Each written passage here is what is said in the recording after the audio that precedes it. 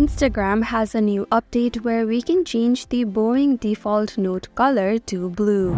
Today in this tutorial, I'll walk you through the steps to do so. Let's get started. First, open the app on your device.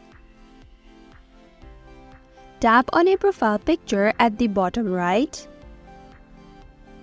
Now tap on Note at the top left. Now to get blue notes, include words like Sabrina or her songs like Espresso, Taste, or Nonsense. Or simply add a kiss emoji.